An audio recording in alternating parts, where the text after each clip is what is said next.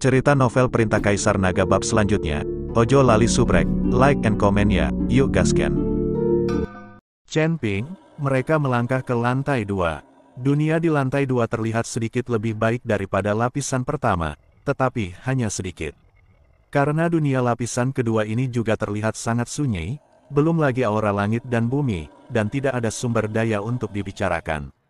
Nan Batian melihat pemandangan ini dan berkata dengan senyum masam, lapisan pertama ini, lapisan kedua tidak tahu berapa banyak penantang yang telah menginjak, bahkan jika ada lebih banyak sumber daya, itu tidak cukup bagi mereka untuk bersaing.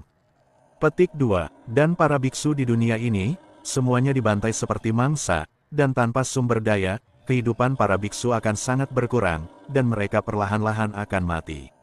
Saya percaya bahwa dalam 100 tahun ke depan, dunia ini juga akan dihancurkan, dan kemudian dunia baru akan berubah. Seluruh galaksi alam semesta memiliki dunia yang tak terhitung jumlahnya, hanya dunia kecil, di mata para makhluk abadi besar di alam surgawi, itu bukan apa-apa. Ayo pergi, mari kita lihat di mana penjaga lapisan kedua. Chen Ping memandangi puncak gunung yang tak terbatas, dan dia juga sedikit bingung, tidak tahu harus pergi kemana.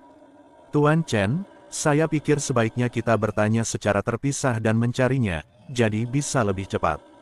Kata Nan Batian, oke, saya punya slip giok transmisi suara di sini, tidak peduli siapa yang bertanya lebih dulu, hubungi pihak lain secara langsung. Chen Ping memberikan segenggam batu giok transmisi suara kepada Nan Batian. Nan Batian mengangguk, dan setelah mengambil slip giok, sosoknya menghilang dalam sekejap. Ayo pergi juga, Chen Ping menarik Lin Keting dan melompat ke atas puncak gunung. Dari waktu ke waktu, Chen Ping akan bertemu dengan seorang biksu, tetapi biksu ini juga merupakan penantang dari alam surgawi dan manusia. Di dunia tingkat kedua ini, sepertinya tidak ada satu biksu pun yang tersisa. Ini tidak mungkin, mungkinkah semua biksu di lapisan kedua ini telah terbunuh? Alis Chen Ping sedikit berkerut. Saat Chen Ping mengikuti Lin Keting untuk menemukan para biksu di dunia lapisan kedua, dua sosok dengan cepat mendekati mereka. Keduanya adalah dua saudara perempuan Hong Yao dan Lan Yao yang telah memasuki lapisan kedua. Gongzi Chen, kamu datang ke lapisan kedua begitu cepat. Ketika Hong Yao melihat Chen Ping, dia bertanya dengan heran. Chen Gongzi benar-benar kuat, dia dengan mudah melewati lapisan pertama. Lan Yao juga menggembar-gemborkan Chen Ping. Lin Keting tidak bisa menahan diri untuk tidak memutar matanya ketika dia melihat kedua orang ini. Dia selalu merasa bahwa kedua saudara perempuan ini memiliki niat buruk dan meraih pria dengan diri mereka sendiri. Jika kedua wanita ini mengejar Chen Ping bersama, Lin Keting menyimpulkan bahwa Chen Ping tidak bisa menahannya. Bagaimanapun, saudara kembar, identitas ini adalah godaan yang fatal bagi pria.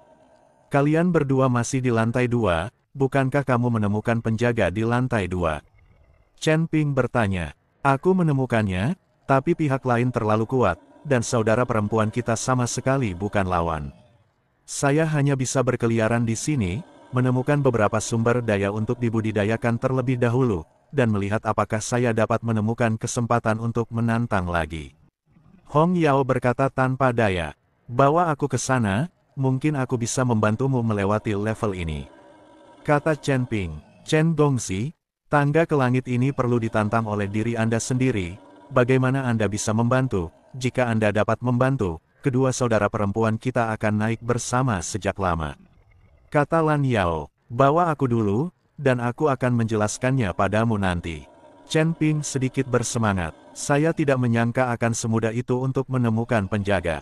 Hong Yao dan Lan Yao mengangguk, lalu membawa Chen Ping dan terbang menuju puncak gunung. Ketika mereka mendarat di tempat terbuka besar di puncak gunung, seluruh gunung mulai bergetar dan bergetar. Segera setelah itu, seorang pria berjubah kain datang perlahan.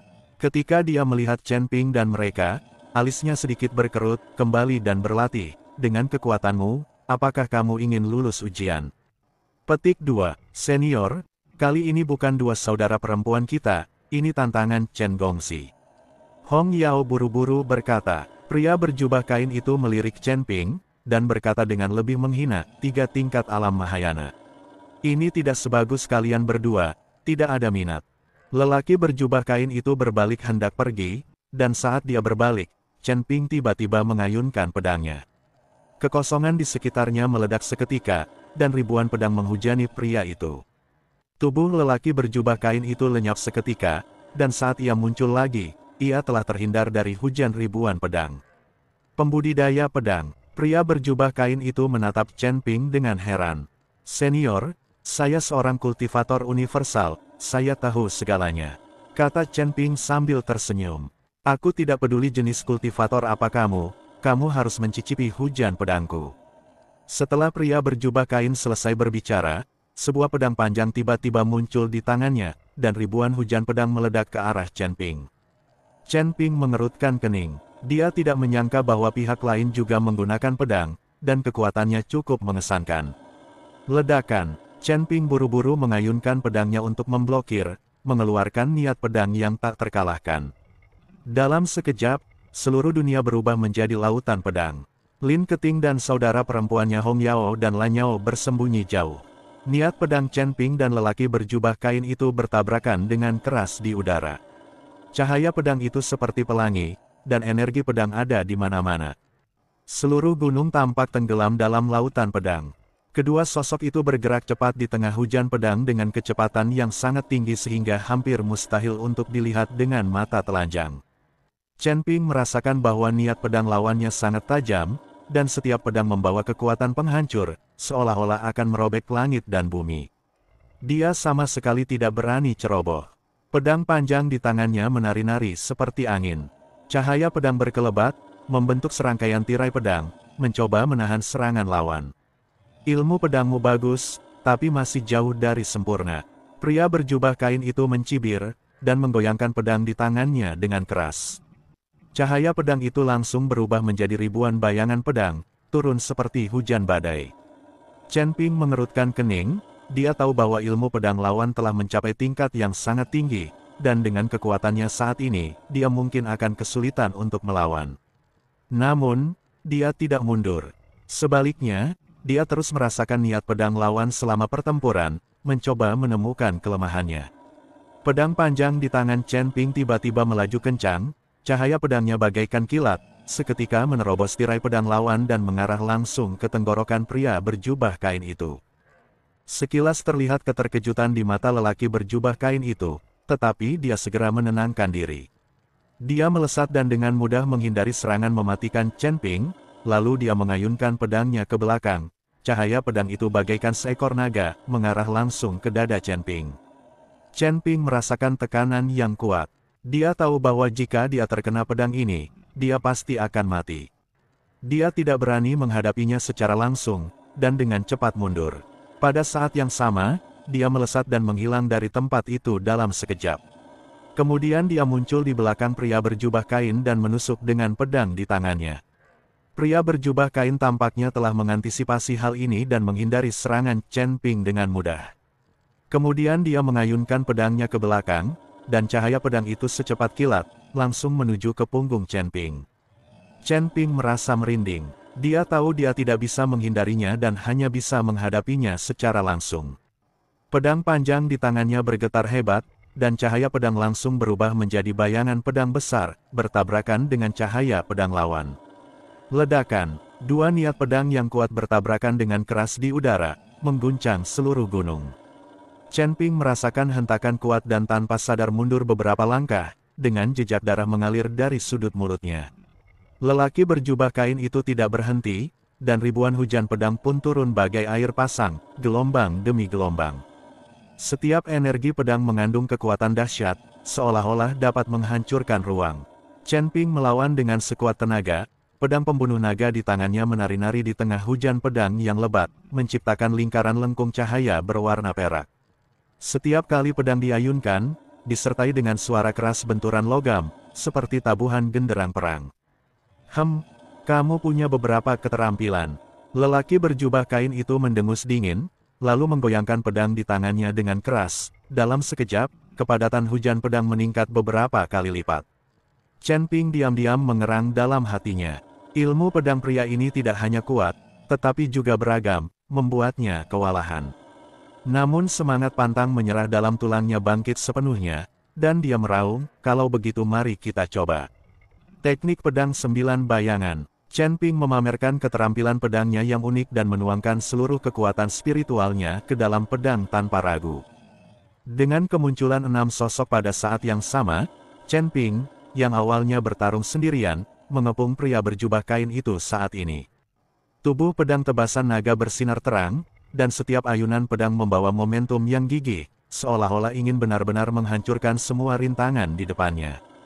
Hah! Pria berjubah kain itu mengerutkan kening, dan pedang panjang di tangannya tiba-tiba jatuh ke tanah. Tidak tergoyahkan seperti gunung, pria berjubah kain itu meledak, dan pada saat yang sama, pedang panjang yang tak terhitung jumlahnya muncul di sekelilingnya, dan seluruh pria berjubah kain itu dikepung. Pria berjubah kain itu tidak bergerak, tetapi pedang panjang di sampingnya sepertinya menyerang terus-menerus sesuai dengan niat pria berjubah kain itu. Untuk sementara, gerakan pedang keduanya bertabrakan dengan keras di lautan pedang, dan satu demi satu pedang Qi meluap, dan kemanapun mereka pergi, bebatuan di puncak gunung retak satu demi satu, berubah menjadi bubuk. Tanah diukir oleh pedang Qi menjadi jurang maut, dan seluruh puncak gunung tampaknya dirusak oleh tangan raksasa dengan panik. Dalam pertempuran sengit ini, Chen Ping secara bertahap jatuh ke dalam keadaan yang luar biasa. Tidak ada gangguan lain di benaknya, hanya gerakan pedang pria di depannya. Setiap kali pihak lain mencabut pedang, setiap gerakan, itu jelas disajikan di matanya seperti gerakan lambat. Dia mulai memahami beberapa hal baru dari ilmu pedang pihak lain, dan gerakan pedang yang kompleks itu secara bertahap menjadi terorganisir di bawah pemahamannya. Begitu, kelemahan dalam trik ini ada di sini. Chen Ping berpikir dalam hati, dan 6 doppelganger langsung bergabung menjadi satu. Pada saat yang sama, pedang pembunuh naga di tangan Chen Ping tiba-tiba mengubah lintasannya, dan itu tidak lagi melawan dan menyerang secara membabi buta. Sebaliknya, dia dengan terampil menghindari ujung gerakan pedang pria itu, mencari kelemahan di dalamnya untuk melakukan serangan balik. Pria berjubah kain itu memperhatikan perubahan Chen Ping, dan jejak kejutan melintas di matanya. Agak menarik, saya benar-benar dapat memahami niat pedang baru dalam pertempuran. Tetapi apakah Anda pikir Anda dapat memenangkan saya dengan cara ini? Petik 2. Pria berjubah kain itu juga bergerak, dan momentum seluruh orang meningkat tajam. Ilmu pedangnya juga berubah secara dramatis, dan hujan pedang yang awalnya dimenangkan dengan angka menjadi lebih kental pada saat ini. Setiap pedang Qi tampaknya mengandung kekuatan untuk menghancurkan dunia dan menghancurkan bumi, dan kemanapun pedang Qi lewat, ruang tampak sedikit terdistorsi. Domain pedang Starfall. Dengan teriakan lembut dari pria berjubah kain itu, pedang Qi yang tak terhitung jumlahnya menyembur keluar dari pembuluh darah bumi, seperti bima sakti yang tergantung terbalik. Qi pedang ini bukanlah energi biasa, dan masing-masing menyiratkan lintasan bintang-bintang, dengan rasa penindasan seperti berat surga. Chen Ping hanya merasa bahwa kakinya seperti terjebak dalam rawa, dan meridian di sekitar tubuhnya sedikit menyakitkan di bawah kekuatan bintang-bintang. Pedang pembunuh naga di tangan Chen Ping langsung dimasukkan ke tanah, dan dengan teknik kondensasi di tubuh Chen Ping, itu benar-benar menyerap semua pedang bintang Qi dalam jarak 10 zang dari daerah sekitarnya. Murid pria berjubah kain itu menyusut, dan zona vakum yang tiba-tiba muncul di domain pedang membuat serangan itu membeku sesaat. Kamu benar-benar bisa menyerap Qi pedang. Pedang pria berjubah pedang itu berubah tajam. Pedang panjang di tangannya menggambar lintasan misterius, dan cahaya pedang dibagi menjadi ikan ganda yin dan yang, setengah kiri pedang menyala seperti matahari, dan bagian kanan pedang Qi sedingin bulan. Gemuruh, cahaya menyilaukan meletus dari tempat pedang Qi menyerang, dan roda pedang kekacauan bertabrakan dengan roda matahari dan bulan, merobek 3 retakan hitam pekat di kehampaan. Mulut Chen Ping retak, pedang panjang hampir keluar dari tangannya, dan tubuhnya bahkan retak menjadi jaring, dan darah terus meluap. Chen Ping memandang pria berjubah kain itu, matanya penuh keterkejutan, dia tidak menyangka penjaga surga ganda begitu mesum. Seperti Yun Li, bagaimana mereka melawan 4 surga? Chen Ping, kamu baik-baik saja. Melihat ini, Lin Keting bertanya dengan gugup. Hong Yao dan Lan Yao juga tampak bingung. Kakak, ketika kita menantang barusan, orang ini sepertinya tidak begitu kuat, kan? Lan Yao bertanya, sama sekali tidak. Orang ini tidak sengaja menargetkan Chen Gongxi. Hong Yao juga merasa sangat aneh, jika pria berjubah kain itu begitu kuat sekarang, saudara perempuan mereka takut mereka akan dikalahkan dengan satu gerakan. Kamu menargetkanku? Chen Ping bertanya pada pria berjubah kain. Mengapa kamu bertanya? Pria berjubah kain itu bingung. Sial, dengan kekuatanmu saat ini, tidak ada yang akan dengan mudah bergegas ke lapisan keempat, kamu tidak akan bisa melewati level ini. Chen Ping sangat marah, ini terlalu tidak adil. Kamu jelas memiliki kekuatan yang baik, tetapi kamu menyembunyikan kekuatanmu dan berpura-pura menjadi alam 3 kelas dari alam Mahayana. Jika kamu berbohong padaku, tidak bisakah kamu membiarkanku menargetkanmu? Pria berjubah kain itu tertawa. Aku berada di alam Mahayana dan alam kelas 3, kapan aku berbohong padamu? Chen Ping meraung, sangat marah. Bagaimana mungkin, 3 tingkat alam Mahayana, tidak mungkin memiliki kekuatan ini. Pria berjubah kain tidak percaya. Kamu datang untuk memeriksa, aku tidak bergerak, kamu lihat alam apa aku. Chen Ping membuka tangannya dan langsung membiarkan pria berjubah kain itu menyelidiki. Melihat ini, pria berjubah kain itu memasuki tubuh Chen Ping dengan indera ilahi. Hah, ini benar-benar kelas 3 dari alam Mahayana, anakmu benar-benar melawan langit. Petik 2, pria berjubah kain itu tampak sangat terkejut. Aku benar-benar tidak beruntung, aku terluka karena membiarmu memukulku, kata Chen Ping tanpa berkata-kata. Maafkan aku akan memberimu tanda izin sekarang, dan kamu bisa pergi ke lapisan berikutnya. Pria berjubah kain itu tersenyum canggung. Saya tidak ingin tanda, saya hanya ingin tahu apa nama senior. Chen Ping bertanya. Li Chunfeng, pria berjubah kain itu memeluk tinjunya, Dao You memiliki kekuatan seperti itu di usia muda, mungkin pengalaman hidupnya sama sekali tidak biasa, saya tidak tahu nama Dao You. Petik 2, nama saya Chen Ping. Saya tidak tahu apakah pendahulu saya bertindak sebagai wali di sini, apakah itu sukarela atau dipaksakan. Chen Ping bertanya dengan sengaja. Faktanya, Chen Ping sudah lama tahu bahwa orang-orang ini semua adalah tahanan, dan Nan Batian sudah mengatakannya. Siapapun yang bisa menjadi sukarelawan di tempat di mana burung tidak buang air besar ini, saya dipenjara di sini, atau saya tidak akan bisa melepaskan air. Aku akan membiarkan para biksu di levelku naik, jadi aku akan bersenang-senang. Kata Li Chunfeng, para pendahulunya tidak buruk, tapi aku tidak tahu, mengapa kamu dipenjara di sini. Chen Ping bertanya dengan rasa ingin tahu. Jangan katakan itu, jangan katakan itu. Li Chunfeng menggelengkan kepalanya lagi dan lagi. Senior, jika aku bisa menyelamatkanmu dari tempat ini, aku tidak tahu bagaimana kamu bisa membalasku. Chen Ping benar-benar ingin Li Chunfeng ini menjual hidupnya untuk dirinya sendiri, tetapi dia tidak bisa mengatakannya dengan jelas. Jangan bicarakan itu, saya memiliki tanda penjara di tubuh saya, dan saya tidak akan pernah meninggalkan tempat ini kecuali saya diampuni. Jangan tertawa, aku akan memberimu tanda, lebih baik kamu pergi. Li Chunfeng sama sekali tidak percaya apa yang dikatakan Chen Ping. Lao Li, Tuan Chen tidak bercanda. Pada saat ini, sosok Nan Batian muncul. Ketika Li Chunfeng melihat Nan Batian, dia tidak bisa menahan diri untuk tidak tercengang. Batian, mengapa kamu ada di sini, bukankah kamu juga di penjara? Petik 2, aku di penjara di lantai pertama, aku tidak menyangka kamu berada di lantai 2. Nan Batian tersenyum dan berkata, apa, kalian berdua saling kenal?